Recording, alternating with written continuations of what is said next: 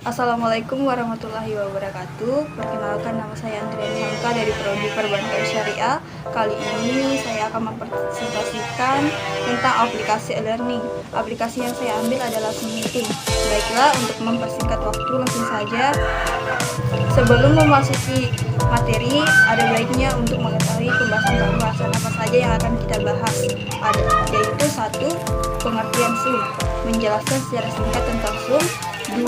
Fitur-fitur dalam Zoom, menjelaskan fitur Zoom dan kegunaannya. Yang ketiga, kelebihan dan kekurangan, yang akan menjelaskan kelebihan serta kekurangan Zoom. Dan yang terakhir adalah cara penggunaan Zoom, yaitu menjelaskan cara menggunakan Zoom. 1. Pengertian Zoom. Apa itu Zoom? Zoom adalah aplikasi komunikasi menggunakan video dan dapat digunakan dalam berbagai perangkat baik seluler maupun desktop. Aplikasi ini biasanya digunakan untuk melakukan tatap muka secara jarak jauh dengan jumlah peserta yang cukup banyak. Sejarah singkat Zoom. Zoom didirikan oleh Eric Yuan yang saat ini menjadi CEO Zoom Technology Inc.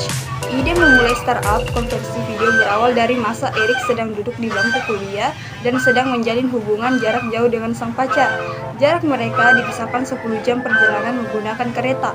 Tahun 1997, Eric pindah ke Silicon Valley dan diterima bekerja di perusahaan yang bergerak di bidang video conference yaitu Webex. 10 tahun kemudian, perusahaan ini diakuisisi oleh Cisco dan Eric diangkat menjadi salah satu wakil presiden. Yuan kemudian menceritakan idenya untuk membuat sebuah aplikasi video conference, namun ide itu ditolak oleh para petinggi Cisco sehingga Eric akhirnya memutuskan mundur dari perusahaan tersebut. Tahun 2011, Yuan resmi mendirikan Zoom. 2. Fitur Zoom. Fitur-fitur Zoom yaitu 1. Video dan audio HD. Menggunakan aplikasi ini, Anda tidak perlu khawatir akan kualitas gambar dan suara yang dihasilkan. Aplikasi ini telah didukung oleh kualifikasi High Definition atau HD. Alat kolaborasi bawaan penggunaan dapat berbagi layar secara bersama-sama dan ikut menulis catatan penting dari hasil rapat untuk pertemuan yang lebih interaktif dengan alat kolaborasi bawaan. Yang kedua, keamanan. Adanya fitur end-to-end encryption yang dapat digunakan pada seluruh rapat melalui aplikasi Zoom membuat keamanan para penggunanya tidak perlu dipertanyakan lagi. Keamanan tambahan dapat Anda peroleh dari kata sandi yang hanya Anda yang ketahuinya. Rekaman dan transkrip peserta rapat juga dapat merekam rapat yang dilakukan melalui Zoom, kemudian menyimpan hasil rekaman di perangkat masing-masing atau pada akun cloud. Dan yang ketiga, ada fitur penjadwalan. Anda dapat melakukan penjadwalan terhadap video conference yang akan Anda lakukan. Anda juga dapat memulai video conference atau rapat melalui akun Outlook, email, atau iCal yang Anda miliki. Obrolan tim mengobrol dengan para peserta rapat dapat Anda lakukan dengan mudah. Yang ketiga, kelebihan dan kekurangan. Untuk kelebihan tersendiri, 1. Kapasitas ruang besar. Zoom memberi solusi bagi setiap permasalahan ruang bagi pengguna. Akses kapasitas ruang yang diberikan oleh teknologi ini cukup besar. Tak tanggung-tanggung, Zoom memberikan 1000 akses bagi anggota dalam satu forum diskusi, serta 10.000 anggota dalam satu forum siaran langsung. Yang kedua, fitur beraneka ragam. Salah satu fitur Zoom yang tidak dimiliki oleh teknologi diskusi jarak jauh ialah fitur edit wajah. Baru-baru ini Zoom merilis salah satu fitur tersebut guna memberikan kepercayaan tersendiri bagi para penggunanya. Dan yang ketiga adalah kualitas akses tinggi. Zoom memberikan kualitas akses yang tinggi pada penggunaannya. Hal ini tentunya menjadi sisi positif tersendiri bagi pengguna Zoom pada umumnya. Tak jarang pula pengguna Zoom merasa sangat terbantu dengan fitur seperti ini. Adapun kekurangannya, 1. Boros penggunaan data.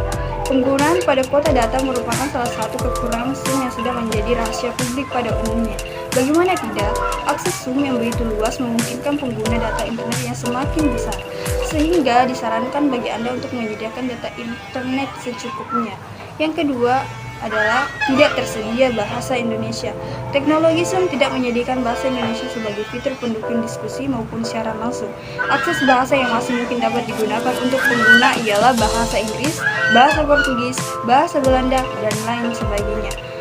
Umumnya, pengguna Zoom lebih tertarik untuk menggunakan bahasa Inggris karena dianggap paling mudah untuk dipahami. Dan yang terakhir, ada rawan data bocor. Jika berbicara mengenai kelebihan dan kekurangan Zoom, sebuah kebocoran data tentunya menjadi salah satu kekurangan. Zoom paling menyeramkan yang pernah terjadi. Namun akses yang dapat terkena rawan kebocoran data dapat ditanggulangi dengan tidak perlu mendaftar akun. Cukup dengan bergabung pada ID meeting dan password dari diskusi tersebut. Yang keempat, penggunaan Zoom. Tata cara penggunaan Zoom. Untuk di laptop, 1. Cari Zoom Cloud Meeting dari peramban atau browser atau buka https://zoom.as. Yang kedua, untuk mengadakan sesi pertemuan di Zoom, klik menu host di kanan atas. Yang ketiga, klik sign in untuk masuk. Anda diharuskan sudah memiliki akun Zoom atau bisa menyambungkan dengan akun Gmail Anda. Yang keempat, Anda akan diarahkan untuk mengunduh dan memasang aplikasi Zoom di laptop Anda. Dan yang kelima, jika Anda ingin bergabung dengan sesi pertemuan, minta meeting ID atau ID rapat dan password dan klik menu join. Yang keenam, isi kode meeting ID dan password. Dan yang terakhir adalah 7. Sesi panggilan Zoom akan segera dimulai. Dan untuk penggunaan Zoom di handphone sendiri, 1. Cari aplikasi Zoom Cloud Meeting pada Play Store untuk pengguna Android dan App Store untuk pengguna iOS. 2. Unduh atau pasang aplikasi tersebut di ponsel Anda. Yang ketiga, Zoom terpasang dan siap digunakan. Yang keempat, masuk menggunakan akun Zoom atau akun Gmail Anda. Yang kelima, jika Anda ingin mengikuti sesi pertemuan, klik menu join dan masukkan meeting ID dan password yang sudah disediakan. Yang keenam, untuk membuat meeting, pilih start meeting. Dan yang terakhir yaitu 7. Masuk ke setting atau pengaturan, kemudian temukan personal meeting ID dan password. Bagikan link atau meeting ID dan password ke partisipasi yang akan mengikuti virtual meeting. Baiklah, demikian hasil presentasi saya tentang aplikasi e-learning yaitu Zoom Meeting. Lebih dan kurangnya mohon dimaafkan. Wabillahi taufiq wal hidayah. Wassalamualaikum warahmatullahi wabarakatuh.